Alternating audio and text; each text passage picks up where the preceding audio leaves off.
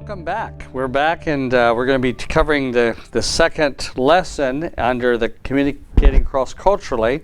You remember the last session we talked about language acquisition, the 5 different levels, and I was encouraging you that you can and should attempt to learn the language of the people God has sent you to. I think that's a very important point.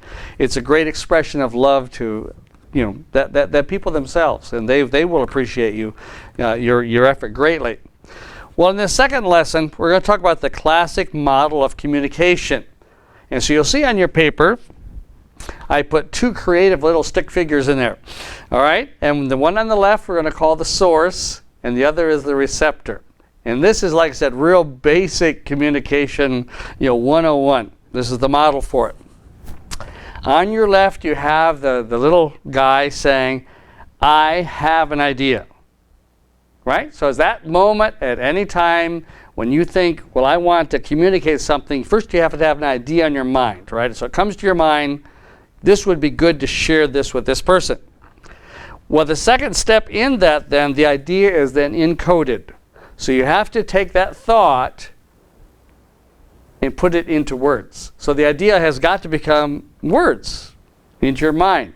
And this all becomes very real when you've learned a different language, because you have to first think in English, then you got to translate it into the language of the people, of the receptor, and then you encode it, and then you see the big arrow on the middle, the message is sent. All right? So you have expressed the message, and notice that in the parentheses I put verbal and nonverbal, because that's important, isn't it? So it's not just words. It could be tone of voice, but also it could be all the motions that go with it. So you see my figures are very animated. So that's a part of the communication event. Well, as you continue in this figure then, now we get to the receptor. What does the receptor do? You have spoken a message. You have articulated, maybe with certain motions even. The idea is decoded, or notice that it is now interpreted. So anytime someone says to us, we're not just listening, we're interpreting what's being said, right? We take it, we call it decode it. They encoded it into words. We have to decode it. And then that idea that they spoke has got to come up to us and form an idea within us. And in this case, the little figure says, yes, I understand. All right? So that's just a real basic model of communication. But now what happens, though, if you have the idea, I want to tell this person you must be born again. And so you communicate that into their language. And you say, you must be born again. And the receptor is there, and he's thinking for a minute. He says, you're right. I must be born again and again and again, because you're talking to a Hindu. All right, let me ask you, did he understand what you were saying? No, he totally missed it completely, right? You're taking words, formulating them in a certain way, but that doesn't mean that it's really going to communicate the way that you want. So as you can see on this model, of course, the closer you can get your idea that's in your mind that you've come up with to get the same interpretation and understanding that he has, that's when effective communication happens, right? So that's what we're going to kind of talk in this session, how to formulate that and make that in a certain way where what we're saying, what we think we're saying, is what really is being communicated, right? So I guess that's an important one. Okay, go look down in your notes, and we have an A and a B that we're going to talk about. So A would be the factors affecting effectiveness of the source. So that's the speaker or the one who's coming up with the idea. And then we're going to talk about the activities of the receptor. So again, that's the person who's hearing the message and not, passively hearing it, but actually interpreting it. All right. So first point under the factors that affect your effectiveness of speaking is, number one, the credibility of the communicator. What credibility do you have to that person that you're speaking to? That first of all, that they'll even give you an audience, right? So just think about that. When you want to communicate the gospel to someone, it's not just a blank sheet that you're going to. It already calls for a relationship. You've got to build credibility for your communication to be effective or to have an effect on that person. And so if there's no relationship or any trust, if there's no credibility, it doesn't matter how important your message is for that person, it will not be received. Right? So there's a good challenge from us right away, thinking relationally. I've got to build credibility before I share what's happening to this person. Secondly, degree of similarity with the receptors. So, again, an effectiveness is built on similarities. Now, we've talked about in other sessions about entering into another culture, learning to understand how they think, but also moderating how we live and some of our expectations and our behavior to suit their situation better. And the more that we can do that and build a sense of a similarity, and again, it goes back to credibility as well, doesn't it? With that person that we're hoping to communicate with, again, the effectiveness, it increases the effectiveness of our communication. And then number 3 is communication competence. Now again, we can almost throw that back to what we talked about in our last session about language acquisition, correct? How able are we able to speak in that language and communicate ideas effectively? How competent are we in that language? And so now again, you realize it's going to take some work on your part, right? It's not just learning something from the Bible, but it's also learning the communication process of how can I communicate that to this person and that culture in a way that competently takes the ideas that Scripture have that I understand and communicate it to that person. Look at the fourth point here, culture fluency. Now we already talked about that, right? So this is not a new idea. We talked about how language and culture is so inseparable. They just are together. Languages come out of culture. And so if you're going to be able to communicate correctly, it's more than language, it's perceiving the world as they do. How do they see the world? So I have to understand their culture. I remember I was in one situation, I'd started a dialogue group between our church members, this was in Kansas City, between our church members and the Hindu temple that was about a quarter of a mile away from our church. So we had a dinner together at first, and then we started a monthly dialogue group. We met for breakfast on Saturday mornings once a month. For over a period, we actually went on beyond 7 years. And I remember about the 6th time we met, we were sitting at the table, had already finished our breakfast, we were having discussions. And these were Hindus who had lived in the States for like 20, 30 years already. They had jobs, raised their families here in America. Our church was right down the street. We're the closest church to their temple. And I remember one of these Hindus asked me, "Gene, would you explain something to me? My boss is a Christian. And he always tells me that Jesus died on the cross for my sins. What does that mean?" And I realized at that moment, I thought, this man has had probably 30 years working with this boss.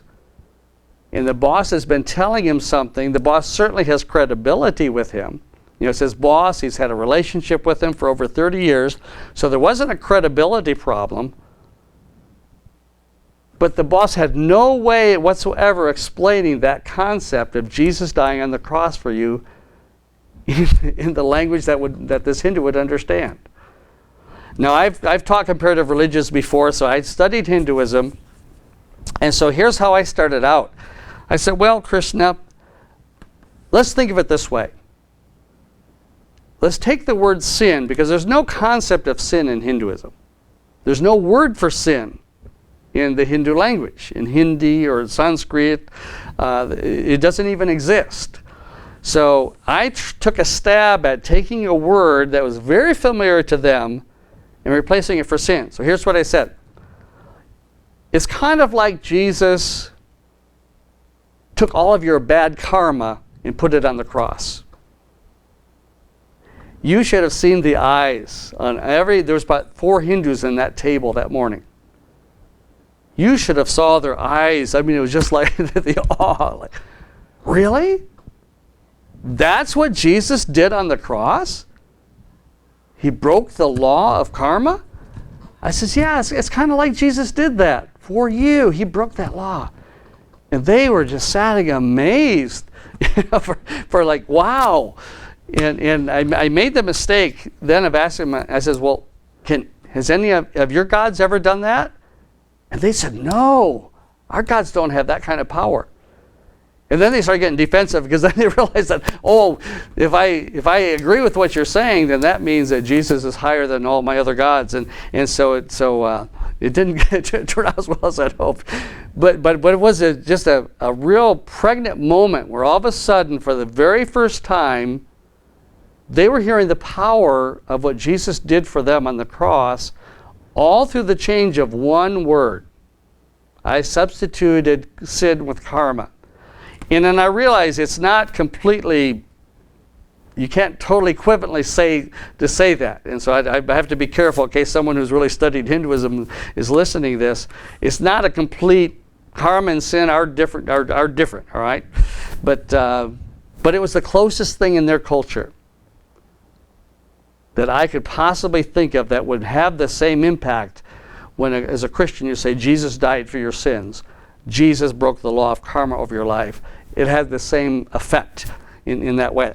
Because then that means that someone could receive moksha, which is salvation, and be released from the law of reincarnation. So anyway, and be absorbed into God. So it's very close. I mean, it's really powerful. But that's why I'm saying you have to be culturally fluent as well to understand what do these words that I want to use, these concepts, religious concepts, spiritual concepts, what do they mean? What kind of impact do they have in their culture? All right? The next point, number 5, is this. The ability to be a culture broker. In other words, to see the good and bad in both cultures. You know, for you to be a very effective communicator to someone in another culture, you've got to become critical, first of all, of your own culture. You know, when you see things in their culture, you know, and you actually will just naturally do this. You'll find things in the culture of the people God has called you to serve and minister among, that you'll actually be attracted to certain things in their culture and think, well, I wish we Americans were more like this. This is a good thing. Well, so you kind of already start doing that. But you can't be naive about it and think, well, their culture is all good, my culture is all bad. That's a bad position in. It's equally as bad to think their culture is there's something really wrong with their culture and mine is superior. Both of those positions will just make you very ineffective. You've got to get to the point of your understanding of their culture and your culture that realize, you know, there's good and bad in both. We've got strengths that we can share with them, but there's definitely weaknesses that we have, and their strengths would be good for us. When you get to that point where you can understand both sides of that, the good and bad of their culture and your own, then you're on your way to being able to challenge and communicate with them some of the concepts that you feel God is wanting you to share with them. All right, so that's the factors affecting you as you want to speak. You're the source. But let's look at the activities of the receptor. In other words, this is what the person who's on the other end, listening to your communication, what do they have to do to interpret what's being said? Well, number one, of course, we put interpreting. But interpreting is then receiving, selecting, organizing, and then finally interpreting what's being said. Okay, so first of all, again, we talked about the credibility of the communicator. First, they've got to be willing to receive communication from you as a person. There's enough trust there. But then at the same time, we've heard of selective listening. My wife uses that term with me a lot. I'm not sure what it means. But anyway, you selectively listen to things. You sort things out. You block certain things. Especially as you build a relationship with someone, they want to agree with you just as much as they can. All right? And so they will stretch their understanding and sometimes will block out maybe something you say that they wouldn't like just because they don't want to offend you or they want to be a friend with you. And so they'll hear most of what you're saying, but there's going to be some blocking out. All right? That's just normal. Organizing then. And then, so again, and this is going on instantaneously. As they're listening, they're organizing those thoughts. Okay, he's talking about God here and there, and this is about family, and so they're kind of doing it. And then they have to interpret it as a whole. And so that interpretation then includes not just words, right? Includes my relationship with you then. What does that mean? Because they're going to be thinking, well, if I don't accept that or what they're saying or don't agree with that, how is that going to affect our relationship? So all those are very subtle things that are going on at all times, within a relationship and the communication process, always going on. Now, the second point, as we kind of go through this list then, is permitting. So again, they have to give you permission to talk about God and spiritual things. So in other words, you've got to win that right to do that. Through that relationship, through your credibility with them, get them to where they will finally permit and allow you to speak about those terms to them. But then again, we get to the evaluating. They do have to evaluate, which basically means just give value to what you're saying. What does that mean for my life? This person is telling me that I need to submit to God, I need to accept Christ into my heart. How much value do I need to give that? You know what I mean? That's just, what does that really mean for my life? Do I really need to do that? It's serious what he's trying to tell me it is. All right? Number 4, seeking to maintain equilibrium. Right, if you're talking to a 20-year-old person, they've been told one way to think for 20 years by their parents. They're going to hear their father and their mother's voices louder than probably your voice would be at first, when you're first starting a relationship with a person. In other words, every time you're speaking one thing that you believe is really true, is really valid for you, they're going to be thinking, what would my father say? And this is exactly what happened to me. I was in a train in India, and I just struck up a conversation with a young college student, probably about 20 years old, and he was a Hindu, on his way home from a semester at college, so looking forward to seeing his family. And I started sharing the gospel because he was asked, well, why are you traveling here in India? So I started sharing, well, we're with a missions trip, we're doing this, we're teaching in churches, and talk a little bit about, and we started talking about the Lord. It was just a natural conversation, a really nice young man. And I remember at the end of the conversation, he goes, I really like everything you're saying about it. He says, I actually have Christian friends back at my college. I love the Christian message. I love how you guys present it. It'd be so easy for me to believe what you're telling me. But my father is a Hindu, and he told me I can't become a Christian. And he's the one paying for my college tuition. And so I cannot become a Christian. And I thought, wow, how true is that? I mean, meeting a stranger on a train, how dare I even expect him to give up everything, his family and all that, just accept some message that sounds good to him. And so there's that equal, they've got to maintain, okay, I hear what you're saying, but I also have a family members, and I have a wife, I have children, I have a father, I have a mother who are saying something a little bit differently. What would that mean if I accepted what they were saying? You understand what I'm saying? So they're already weighing the cost and evaluating all of everything that's going on. And this is just taking a matter of seconds. I'm making it because we've been talking about 10 minutes about this. It's like, it takes all this. No, this is just a matter of seconds. These things are going on all the time when someone's speaking. The next thing we talk about giving feedback. And this is an important one for you to be a good listener as well, right? You're trying to communicate, get feedback from them. That's their responsibility to bring up questions, doubts, ask for clarification. That's kind of all within theirs. And then finally, number 6 is deciding. And then we listed about 7 things here. It's awareness, all of a sudden. So just think of that young Hindu man on the train. Listen to me. Awareness. He already had an awareness of Christianity because of his Christian friends at college. Interest. He definitely was interested. He wanted to talk with me. I wasn't forcing anything on him. But evaluation then, and we heard his ultimate evaluation, well, I can't do that because my father wouldn't let me.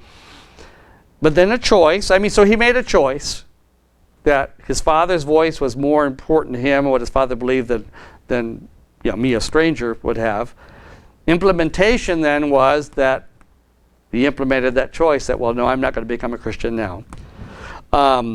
Now, readjustment, now that would be more if he had kind of decided, well, maybe I will become a Christian. Let me pray with this, missionary on the train, and let me try this thing out. So then he would have to readjust his whole way of thinking, about a certain thing about faith, what he believed versus what his parents would believe. And then finally, there's the reassessment. And we talk about that in our terms of people backsliding. You lead someone to Christ, make sure that you get back with them right away, follow up with them, because that's a very real temptation. You've made this great decision, but doubts are going to come in immediately. Ooh, what did I do? It's like buying a new car and then realizing that, ooh, can I really make these higher payments than what I've been paying? You have that doubt that comes in. It's a natural. I'm sure the devil gets in there and uses it as well, but it's just a natural thing anytime we make big decisions out of our life. So there's going to be a reassessment going in, and then they're going to have to really kind of recommit that. Either, I'm going to follow through and continue believing what this person has told me, or at that time they could actually change their mind at that point and say, well, maybe I was too hasty in my decision. And we see that all the time when we're working with people. So that basically is a good model for communication. In our next session, when we're together, we're going to talk about some meanings of linguistic symbols.